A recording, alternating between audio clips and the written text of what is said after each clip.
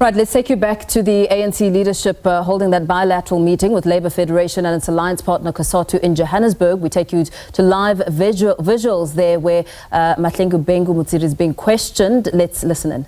With the Congress of South African Trade Unions, COSATU. We are here at COSATU House. Both the substance and the symbolism of renewed efforts at strengthening the revolutionary alliance that we've enjoyed over the many decades of struggle. And of course, on the part of the ANC, I am joined by my dear comrade who's speaking on behalf of COSATU. But I must say that on the part of the ANC, we are looking forward to the deliberations that are currently taking place. Some of the items that the ANC is going to be presenting will be the recently adopted Economic Action Plan, adopted by the National Executive Committee of the ANC, and seeking to get feedback and seeking to get a sense from the Federation about how they feel and whether that does address the concerns of workers and the poor and the improvements that we must make there too. That's just part one of the many items. Of course, we're also looking forward to hearing from the Federation about plans to celebrate and commemorate the 40th anniversary of COSATU later in the year. Those are some of the items that just at a high level that we are going to be looking at. COSATU? Yeah. Look, I think first it's a welcome opportunity. The ANC is our alliance partner, it's a leader of government. And I think it's a chance for us to reflect on the state of government, state of public services, municipal services. How can we improve them? How can we really help deliver that better life for working class communities? It's a chance for us also to raise concerns about the performance of the economy. A high unemployment rate, high poverty rates. What can we do to protect vulnerable businesses? What can we do to give more relief to workers, to create jobs, to get the economy moving? Of course, we also have local elections in a year's time. The state of local government in many areas leaves much to be desired across the country. So what can be done in the next 12 months to really fix municipal services, to really improve the quality of local government? And the ANC is the leader of the alliance, it's our alliance partner, so it's also a chance for us to reflect on the state of the alliance. How can we further strengthen it? How can we further unite it? How can we help each other on the renewal campaign? So it's something we should do much more often. It's been a bit of a while, so we're hoping this will have much more engagements, but critically beyond sharing views and ideas and more importantly solutions, it's just implementation. All right. I'm just going to ask, I do have a question, but for the sake of our cameras, they actually are picking from this side. If you can just focus as you respond. Yeah. But from my side as ENCAs, I just want to understand whether the issue of the party to go it alone, independent of the ANC, you've just alluded to the fact that the ANC is the leader of the tripartite alliance. Has that found expression in this meeting? And from the workers' point of view, what is the way forward in terms of who the workers will support? So COSATU recently had a central committee meeting last month. We discussed the issue of the ANC, the issue of the SABC, and our bottom line is we want to unite the alliance. We want to continue our relationship with the ANC. We want to continue our relationship with the SABC. They both have different roles to play. They're complementary roles. But I think the message from our workers, from our delegates at our central committee is that we must unite the alliance. We must meet at the ANC, we must meet at the SABC, and whatever approach we have for the local elections next year, we need to make sure we're all on the same page. We can't afford to be divided. So I think for us that's a critical issue. For us, this isn't the end of the road. The further discussions must take place with the SABC, but also we want all of us to sit together in one room to say, as the alliance, this is how we're going to manage the elections, and to make sure the alliance emerges victoriously in the local elections. From the SABC in there with my name, we know that COSATU at some point was not really happy about the NDP itself, the National Development Plan, and you say, Matthew, that it has been some time now that you guys are not meeting. Are the issue of, for instance, your labor brokers, because I know it's a thorny issue when it comes to you as an organization that represents workers. Are you going to raise that with the ANC? It has been on the table for some time. It seems the ANC has been ignoring that. Are you going to raise that, and will you take anything lesser than the scrapping of labor brokers? Yeah. Look, we always raise workers' issue with the ANC, not just today. We raise it at the ANC, Lekgotla, we raise it in Parliament, at NEDLAC and so forth, to see how can we strengthen our labour laws. So we've recently concluded engagements at NEDLAC on how to strengthen workers' protections, including workers who work for subcontractors, including workers who are still under labour brokers. It's about also how to ensure we enforce our labour laws, be it the UIF, be it the basic conditions, be it the LRA. We have good laws, often we struggle to implement them.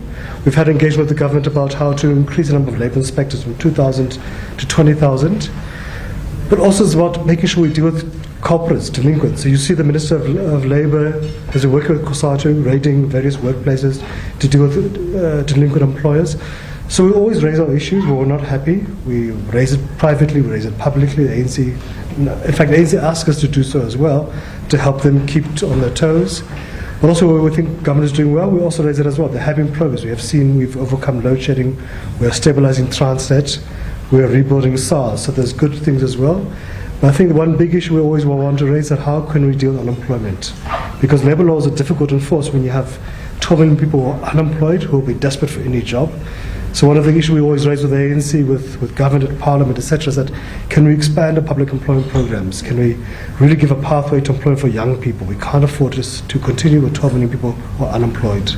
And I must also just indicate that it's precisely why this matter is on the agenda of this meeting, to present to COSATU the economic action plan, which really is an accelerated service delivery aimed at creating or addressing the challenge of unemployment in the short term. And of course, there are policies that are in the long term. So we are really open to engagement with COSATU. It has always been the tradition.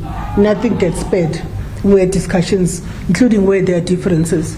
But the majority of the relationships is of such a nature that we've always been able to find one another. COSATU, of course, has got a number of other platforms through which they raise matters, as you indicate, Matthew. But I think let us allow the meeting to proceed. We will issue a statement at the end of this bilateral, where we will then state some of the key decisions, of course, with the agreement of COSATU. With the SABC, Maslengi, just your reaction at the ANC, your genuine partner, the DA, is calling for the scrapping of your reaction. And to COSATU, it seems like you've been a bit quiet, especially on the decision of the SACP to contest elections come next year. You are a partner in the alliance. Why have you been quiet? And just your general your feeling about it and that decision that they have been emphasizing that no matter what, they're forging ahead with this decision. That was my next question as well, even for COSATU. Can I just plead? I know it's tempting to look at us. We look beautiful yeah, sometimes. Get someone, yes. But yeah, actually, let me come to that side. Just ignore you. Let me carry that. If I may respond, the idea that the Democratic Alliance foresees a future South Africa that is without transformation laws, starting with the triple BEE, is an idea that must be challenged by all democracy-loving people and patriots, many of whom are beneficiaries of this particular policy. We have a lot of excellence. The people are rising in the corporate sector, people who have risen in the public sector as executives, people who have risen, women that have climbed the corporate ladder in the entities as CEOs at ESCOM and elsewhere. Many of those people are proudly beneficiaries of black economic empowerment. And so we will not have a situation where that happens on the part of the ANC. In other words, because they are saying they are going to be putting in a bill before Parliament, from your side, you are completely against their proposal, or you are prepared to hear them out and say, perhaps we can tweak here and there? Well, I suppose we are a country that is founded on the culture of dialogue. If the DA was sincere about its intentions, they would be part of the national dialogue process, which they have boycotted and abandoned. But any other platform where dialogue must take place, the ANC is always willing to engage. All I can stress, though, that there will not be a day in South Africa where BEE is scrapped as a legislation. Where there are amendments I'm certain that, like any other piece of legislation, amendments are acceptable for as long as they do not deviate from the substance of that piece of legislation. What's the workers' view on this proposal to scrap the BEE? We would never agree to it. Transformation legislation like broad-based black economic empowerment, like employment equity, didn't fall from the sky. They're a specific response to 3.5 centuries of discrimination, where 90% plus of society was denied access to resources, to career opportunities, to earning a living and so forth. So they're a necessity to deal with those issues. When we have come to the point where they're no longer a necessity, when we've reached an equal society where we don't have legacy of discrimination, you could have that discussion. But for the time being, we need it. There always will be tweaks. Bills are acts are amended all the time in Parliament to strengthen it, to address loopholes, to address implementation issues. That's fine. But I think for us, the principles remain critical. Often people assume BE is about a few wealthy individuals, a few billionaires. It's not. It's about providing an inclusive approach to everybody, women, including white women, by the way, people with disabilities, black persons, etc. People often forget that 500,000 workers have benefited from BE through the employee shareholder ownership program. So this is what it's about including people in the economy and addressing historical legacies. In fact, it's really quite disappointing that in 2025 we are still dealing with a party that wants us to take us back to racism and to apartheid and discrimination in our country. A party that seems content with the current status quo, where levels of inequality are really high, and which is why we need transformation and why we need enabling laws for transformation to happen. I saw a tweet by Helen Zille suggesting that Afrikaners pulled themselves by their bootstraps and build themselves up. She doesn't understand why others can't follow that example. That is indicative of the dismissiveness with which parties and other right-wing groups in South Africa have for the need to normalize and equalize society.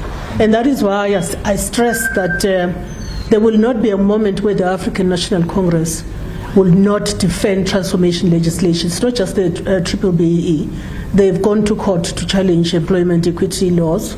They've gone to court to challenge a number of laws, including the Expropriation Act. And so it is our responsibility, our generational and our historic responsibility, those of us that can influence decisions, to protect what has been fought for and to also undo some of the things that have not worked. And that is why this bilateral is so important to the African National Congress. But their argument, the Democratic Alliance, is that BEE in large seems to have benefited those who are politically connected to the African National Congress, and they say expand the cake so that even ordinary South Africans can benefit. They are not saying they oppose transformation. Is it untrue that largely people who benefited are those who are politically connected to the ANC? I'm not certain what is the evidence, whether this assertion or allegation is backed up by real evidence or real science. The truth of the matter is that you have a lot of black women that have secured employment as a result of affirmative action policies.